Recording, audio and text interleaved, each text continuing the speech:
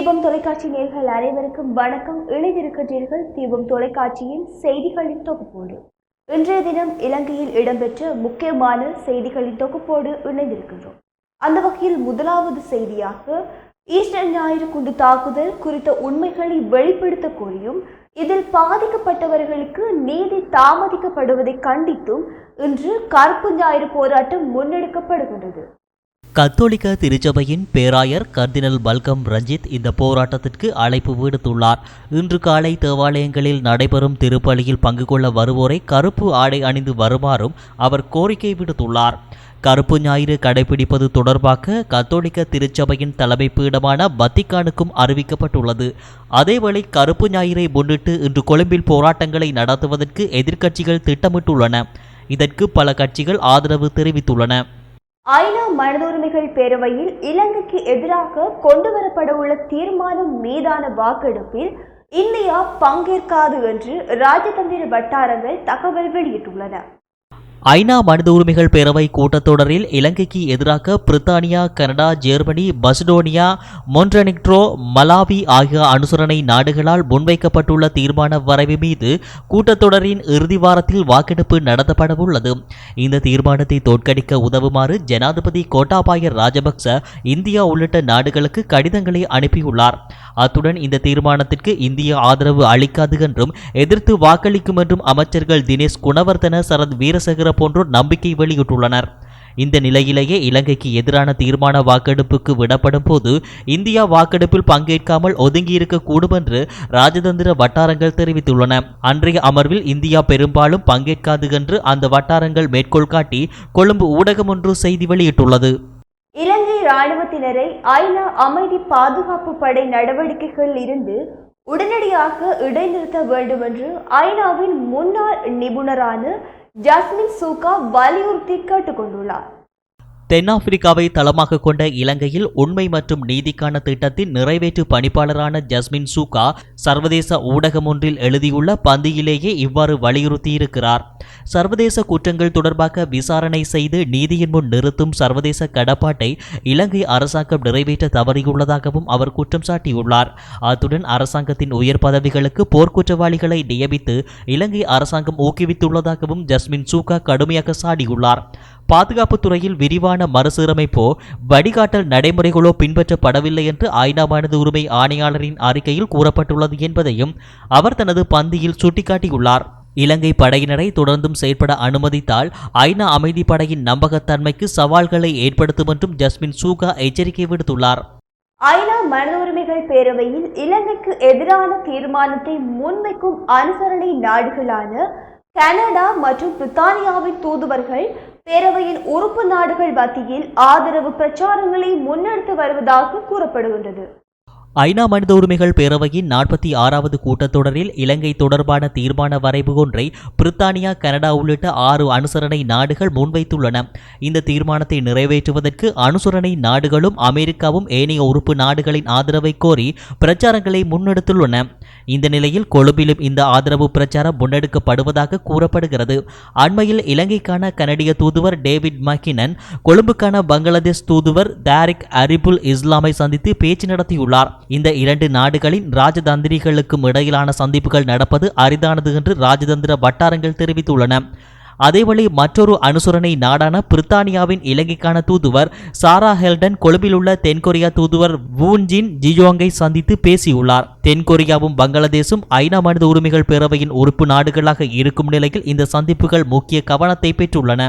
ஐநா மனித உரிமைகள் ஆணையாளர் மிச்சல் பாச்லெட்டை கொழும்புக்கு அழைக்க இலங்கை அரசாங்கம் தீர்மானித்துள்ளதாக வெளியுறவு அமைச்சர் தினேஷ் குணவர்தன தெரிவித்துள்ளார்.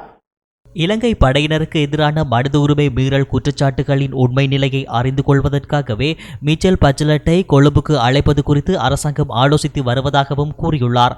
அத்துடன் ஐநா மனித உரிமைகள் பேரவையில் அங்கம் வகிக்கின்ற முக்கியமான நாடுகளின் பிரதிநிதிகளையும் இலங்கைக்கு வருமாறு அழைப்பு விடுக்க உள்ளதாகவும் அமைச்சர் தினேஷ் குணவர்தன மேலும் தெரிவித்துள்ளார். வடக்கு மாகாணத்தில் மேலும் 4 கொரோனா தொற்றாளர்கள் அடையாளம் காணப்பட்டுள்ளனர் என்று வடக்கு மாகாண சுகாதார சேவைகள் பணிப்பாளர் மருத்துவர் கேதேஸ்வரன் தெரிவித்துள்ளார். யாழ்ப்பாண போதனா மருத்துவமனையில் நேற்று 457 பேரின் மாதிரிகள் PCR பரிசோதனைக்கு உட்படுத்தப்பட்ட போது மன்னார் பொது மருத்துவமனை தனிமைப்படுத்தல் விடுதியில் சேர்க்கப்பட்ட ஒருவருக்கு கொரோனா தொற்று உறுதிப்படுத்தப்பட்டது. அத்துடன் மன்னாரில் நேற்று காலை தொடர்வந்துடன் மோதி உயிரிழந்த 58 வயதுடைய நபரின் சடலத்தில் ஆன்டிஜென் பரிசோதனை செய்யப்பட்டதில் கொரோனா தொற்று உள்ளமை கண்டறியப்பட்டதுடன் பின்னர் PCR பரிசோதனையும் செய்யப்பட்டு தொற்று உறுதிப்படுத்தப்பட்டுள்ளது.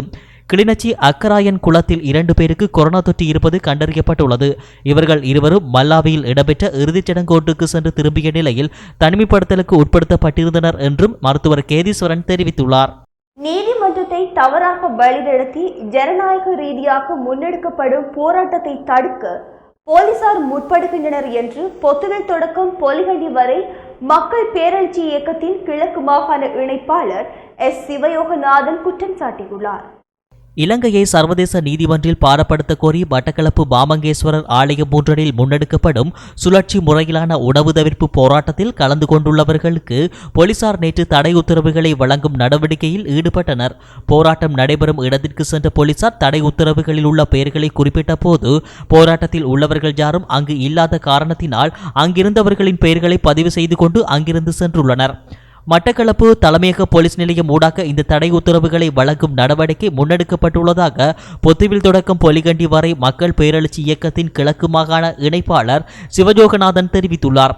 அரசாங்கத்திற்கு சர்வதேச ரீதியில் சங்கடத்தினை ஏற்படுத்துவதாகவும் போராட்டத்தில் கலந்து கொண்டவர்கள் முகக்கவசம் அணியாத நிலையில் இருந்ததாகவும் குறித்த பகுதியில் போராட்டம் நடத்தக்கூடாது என்று போலீசார் தெரிவித்ததாகவும் அவர்கள் குறிப்பிட்டுள்ளனர். யாழ்ப்பாண நகரில் கஸ்தூரியார் வீதியில் அமைந்துள்ள வீடு ஒன்றின் மீது நேற்றிரவு பெட்ரோல் குண்டு தாக்குதல் நடத்தப்பட்டுள்ளது. 3 மோட்டார் சைக்கிள்களில் வந்த 6 பேர் இந்த தாக்குதலை மேற்கொண்டனர் என்று அப்பகுதி மக்கள் தெரிவித்துள்ளனர். இந்த தாக்குதல் தொடர்பாக போலீசாருக்கு உடனடியாக அறிவிக்கப்பட்டதை அடுத்து சம்பவ இடத்திற்கு சென்ற போலீசார் விசாரணைகளை முன்னெடுத்தனர். முன்னாள் நாடாளுமன்ற உறுப்பினர் சரவணபவன், ஜாழ் மாநகர முதல்வர் மணிவண்ணன் ஆகியோரும் சம்பவ இடத்திற்கு சென்று விவரங்களை கேட்டறிந்துள்ளனர். வெள்ளவாய உள்கந்த பகுதியில் இடம்பெற்ற வீதி விபத்தில் 31 வயதான நபர் ஒருவர் உயிரிழந்துள்ளார். இந்த விபத்தில் நேற்று இடம்பெற்றதாக காவல்துறை தெரிவித்துள்ளது. உயிரிழந்த நபர் தனது உந்துருளியில் மிக வேகமாக பயணித்ததாகவும் இதனால் உந்துருளி வேக கட்டுப்பாட்டை இழந்து வீதியை விட்டு விலகி விபத்துக்குள்ளானதாகவும் காவல்துறை தெரிவிக்கின்றது. சம்பவத்தில் காயமடைந்த நபர் வைத்தியசாலையில் அனுமதிக்கப்பட்ட போது உயிரிழந்துள்ளார் என வைத்தியசாலை வட்டாரங்கள் தெரிவிக்கின்றன. சம்பவம் தொடர்பில் வெள்ளவாய காவல்துறையினர் மேலதிக விசாரணைகளை முன்னெடுத்து வருகின்றனர். இந்த வருடத்தின் கடந்த ஜனவரி மாதத்தை காட்டிலும் பிப்ரவரி மாதத்தில் சுற்றுலா பயணிகளின் வருகை அதிகரித்துள்ளது. சுற்றுலா அபிவிருத்தி அதிகார சபை இதனை தெரிவித்துள்ளது. ஜனவரி மாதத்தில் வெளிநாட்டு சுற்றுலா பயணிகளின் வருகையானது 1682 காணப்பட்டுள்ளது. எனினும் கடந்த பிப்ரவரி மாதத்தை பொறுத்தவரையில் நாட்டிற்கு வருகை தந்த வெளிநாட்டு சுற்றுலா பயணிகளின் எண்ணிக்கையானது 3366 அதிகரித்துள்ளது. 2020 ஆண்டுடன் ஒப்பிடுகையில் இந்த வருடத்தின் ஜனவரி மாதத்தில் சுற்றுலா பயணிகளின் வருகையானது 99.3% பிப்ரவரி மாதத்தில் 38% வீழ்ச்சியடைந்துள்ளதாக சுற்றுலா அபிவிருத்தி அதிகார சபை தெரிவித்துள்ளது. நாளை முதல் சகல அரசு சேவையாளர்களுக்கும் பணிக்கு திரும்ப உள்ளதுடன் அரசு நிறுவனங்கள் அனைத்தும் மீண்டும் வழமையான செயற்பாடுகளை ஆரம்பிக்க உள்ளன. அரசு சேவைகள், மாகாண சபைகள் மற்றும் உள்ளூராட்சி அமைச்சு இதனை தெரிவித்துள்ளது. பொதுமக்கள் சேவையினை முறையாக முன்னெடுத்து செல்வதனூடாக நாட்டை மீண்டும் கட்டியெழுப்புவதற்கான நேரம் வந்துவிட்டதாக அந்த அமைச்சின் செயலாளர் ஜே ரத்னஸ்ரீ தெரிவித்துள்ளார். அது தொடர்பான சுற்று நிருபம் கடந்த 5ஆம் திகதி வெளியிடப்பட்டதாகவும் அவர் குறிப்பிட்டுள்ளார். எதிர்வரும் சிங்கள மற்றும் தமிழ் புத்தாண்டை முன்னிட்டு பொதுமக்கள் தண்ணீரை மிக சிக்கனமாக பயன்படுத்த வேண்டும் என நீர்வளங்கள் மற்றும் வடிகால் அமைப்பு சபை தெரிவித்துள்ளது. நாட்டின் பல பாகங்களில் தற்சமயம் நிலவி வரும் வறட்சியான காலநிலை காரணமாக நீர் பற்றாக்குறை ஏற்படலாம் என அந்த சபை தெரிவித்துள்ளது. எவ்வாறாயினும் பண்டிகை கால பகுதியில் நீர்வெட்டு மேற்கொள்வதற்கான எந்த ஒரு தீர்மானமும் இதுவரை எடுக்கப்படவில்லை என கூறப்பட்டுள்ளது. சட்ட ரீதியான பிரச்சினைகளின் தீர்வின் பின்னர் மாகாண சபை தேர்தல் இடம்பெறும். தற்போது நிலவும் சட்ட ரீதியான பிரச்சினைகளுக்கு தீர்வு முன்வைக்கப்பட்டவுடன் மாகாண சபை தேர்தலை நடத்த உள்ளதாக தேர்தல்கள் ஆணைக்குழுவின் தலைவர் நிமல் புஞ்சிகேவா தெரிவித்துள்ளார். நிலவும் சட்ட ரீதியான பிரச்சினைகள் குறித்து பாராளுமன்றத்திற்கும் சகல கட்சிகளுக்கும் தெரியப்படுத்தி இருப்பதாகவும் ஆணைக்குழுவின் தலைவர் மேலும் தெரிவித்துள்ளார். தலவாக்கலை நகர மத்தியில் அமைந்துள்ள மதுபான விற்பனை நிலையம் ஒன்றை கொட்டக்கலை சுகாதார பிரிவினர் தனிமைப்படுத்தலுக்கு உட்படுத்தியுள்ளனர். குறித்த மதுபான விற்பனை நிலையத்திற்கு நேற்று தலவாக்கலை பகுதியைச் சேர்ந்த ஒருவர் வருகை தந்து அங்கிருந்து மதுபானம் அருந்தி சென்றுள்ளார். அவருக்கு கொரோனா தொற்று உறுதி செய்யப்பட்டதை அடுத்தே இந்த மதுபான விற்பனை நிலையம் சுய தனிமைப்படுத்தலுக்கு உட்படுத்தப்பட்டுள்ளது. இதனை அடுத்து 4 பேர் தனிமைப்படுத்தப்பட்டுள்ளனர். அவருடன் தொடர்பை பேணியவர்கள் விவரமும் திரட்டப்பட்டு வருகின்றனர். குறித்த மதுபான விற்பனை நிலையம் தலவாக்கலை நகரில் சுற்றுவட்டத்திற்கு முன்பாக அமைந்திருக்கின்றமை குறிப்பிடத்தக்கது. மேலும் குறித்த கொரோனா தொற்றாளர்கள் தலவாக்கலை நகரில் உள்ள உடற்பயிற்சி நிலையத்திற்கும் சென்றுள்ளனர். இதனால் மேற்படி உடற்பயிற்சி நிலையமும் தனிமைப்படுத்தலுக்கு உட்படுத்தப்பட்டுள்ளது. இதனையடுத்து தலவாக்கலை நகரில் பல இடங்களிலும் இன்று தொற்று நோக்கி தெளிக்கப்பட்டு தொற்று நீக்கம் செய்யப்பட்டுள்ளது. இதற்கான நடவடிக்கையை தலவாக்கலை லிந்துலை நகர சபை சுகாதார ஊழியர்களால் முன்னெடுக்கப்பட்டுள்ளது. புதிய அரசியல் அமைப்பின் ஆரம்ப வரைவு இந்த மாத இறுதியில் அதனை ஆய்வு செய்வதற்காக நியமிக்கப்பட்டுள்ள நிபுணர் குழுவினால் அரசாங்கத்திடம் ஒப்படைக்கப்பட உள்ளது. புதிய அரசியலமைப்பு சபையை உருவாக்குவதற்காக கடந்த 6 மாதங்களுக்கு முன்னர் ஜனாதிபதி சட்டத்தரணி ரோமேஷ் டி செல்வா தலைமையில் குறித்த நிபுணர் குழு நியமிக்கப்பட்டிருந்தது. சட்டத்தரணிகளான மனோகர D Silva, Gamini Marapana, Sanjeeva ஜாய்வர்தன, Samantha ரத்வத்தேவும், பேராசிரியர்களான நஷீமா ஹமுர்தீன், GH Peiris, Vasantha செனவிரத்னவையும், Kalanidhi A சர்வேஸ்வரனும் அந்த குழுவின் ஏனைய உறுப்பினர்களாக நியமிக்கப்பட்டனர். குறித்த காலப்பகுதியில் இந்த குழுவால் அனைத்து கட்சி தலைவர்கள், சமய தலைவர்கள், சிவில் அமைப்புகள் உள்ளிட்ட பல தரப்பினரின் கருத்துக்கள் மற்றும் யோசனைகளும் பெறப்பட்டிருந்தன. பின்னர் அந்த யோசனைகளை விரிவாக ஆராய்ந்து சில வாரங்களுக்கு முன்னர் சட்டமூலம் தயாரிக்கும் நடவடிக்கை ஆரம்பிக்கப்பட்டிருந்தது. இந்த மாத இறுதியுடன் நிபுணர் குழுவும் உத்தியோகபூர்வ காலம் நிறைவடைய உள்ளதுடன் அதற்கு முன்னர் புதிய அரசியலமைப்பின் வரைவு நீதி அமைச்சரிடம் கையளிக்கப்பட உள்ளது. பின்னர் அந்த வரைவு அமைச்சரவையில் முன்வைக்கப்பட்டு நீதி சட்டமூல திணைக்களத்திற்கு அனுப்பி வைக்கப்பட உள்ளது. அதன் பின்னரே புதிய அரசியலமைப்பின் வரைவு நாடாளுமன்றத்தில் முன்வைக்கப்பட உள்ளது. உயிர்த்த ஞாயிறு தாக்குதல் தொடர்பான ஜனாதிபதி ஆணைக்குழுவின் அறிக்கையை மறைக்க தனது அரசாங்கத்திற்கு எந்தவிதமான தேவையும் இல்லை என்று ஜனாதிபதி கோட்டாபாய ராஜபக்ஷ அவர்கள் வலியுறுத்தி கூறியுள்ளார்.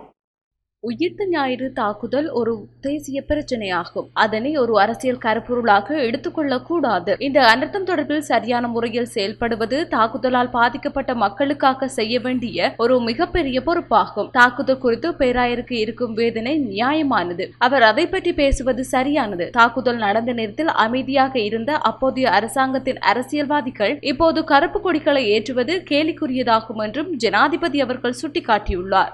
உயிர்த்த ஞாயிறு தாக்குதலின் கட்டுவப்பிட்டி தற்கொலை குண்டுதாரியின் மனைவி என்று கூறப்படும் சாரா இருக்கும் இடம் இன்னும் உறுதிப்படுத்தப்படவில்லை என்று அமைச்சர் சரத் வீரசேகர தெரிவித்துள்ளார்.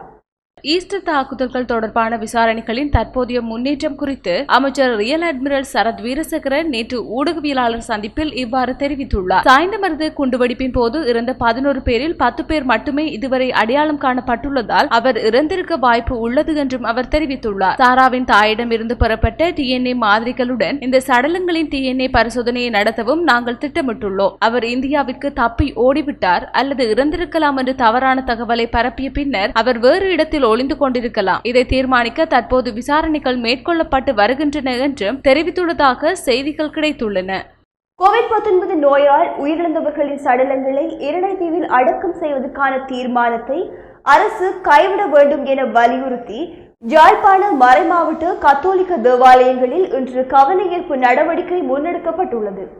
யாழ்ப்பாணம் அரியணை பேராலயத்தில் இன்று காலை 6:30 மணிக்கு இந்த கவனஈர்ப்பு போராட்டம் இடம்பெற்றுள்ளது. கத்தோலிக்க மக்கள் வாழும் இரணைத்தீவில் COVID-19 நோயால் உயிரிழந்தோரின் சடலங்களை அடக்கம் செய்ய அரசு எடுத்த தீர்மானத்தை கைவிட வேண்டும். எமது எதிர்ப்பு முஸ்லிம் மக்களுக்கானது அல்ல. இஸ்லாமியருக்கும் கத்தோலிக்கர்களுக்கும் ஒற்றுமையாக வாழ்ந்து வருகின்றோம். மக்களின் கோரிக்கைகளுக்கு அரசு செவிசாய்க்க வேண்டும் என்று யாழ்ப்பாணம் மறைமாவட்ட குறுமுதல்வர் வலியுறுத்தியுள்ளார். எம் வாழ்விடத்தை சவுக்காலை ஆக்காதே, இரணைத்தீவு மக்களின் நல்வாழ்வை சிதைக்காதே, மத நல்லிணக்க சிதைக்காதே போன்ற வாசகங்கள் அடங்கிய பதாதைகளை ஆர்ப்பாட்டத்தில் ஈடுபட்டோர் ஏந்தியிருந்தனர். இதேபோன்று அனைத்து கத்தோலிக்க ஆலயங்களிலும் வெவ்வேறு நேரங்களில் இவ்வாறான கவனஈர்ப்பு போராட்டம் முன்னெடுக்கப்படுவதாக செய்திகள் வெளியாகியுள்ளன.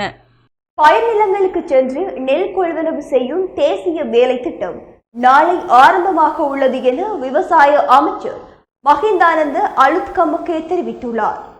இது தொடர்பாக விவசாய அமைச்சர் மகிதானந்த அழுத்கமகே தெரிவிக்கையில் அடுத்த மாதம் 7ஆம் திகதி வரை இந்த நிகழ்ச்சி திட்டம் முன்னெடுக்கப்படும். குறித்த காலப்பிரிவில் 2 லட்சம் மெட்ரிக் டன் நெல்லை கொள்வனவு செய்யுமாறு அதிகாரிகளுக்கு ஆலோசனை வழங்கப்பட்டுள்ளது. அனுராதபுரம், மட்டக்களப்பு, அம்பாறை, பொலனறுவை, ஹம்பாந்தோட்ட, குருநாகல் ஆகிய மாவட்டங்களுக்கு இந்த வேலை திட்டத்தில் முன்னுரிமை வழங்கப்படும் என தெரிவித்துள்ளதாக கூறப்பட்டுள்ளது.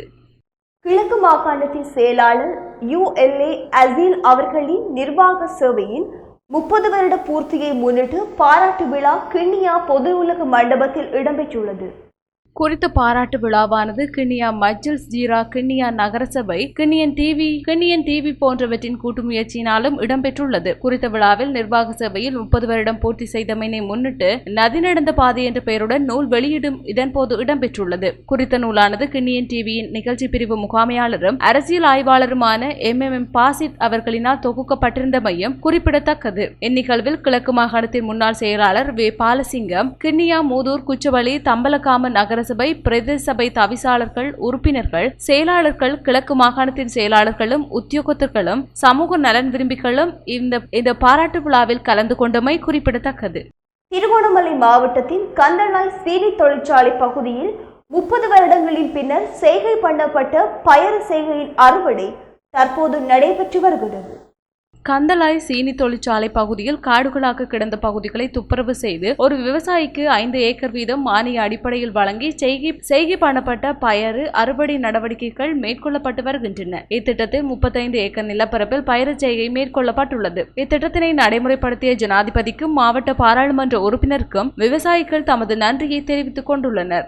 இத்துடன் தீபம் தொலைக்காட்சியின் செய்திகளின் தொகுப்பு நிறைவடைந்தன. மீண்டும் நாளை இரவு இதே போல் எதிர்பாருங்கள். வணக்கம்.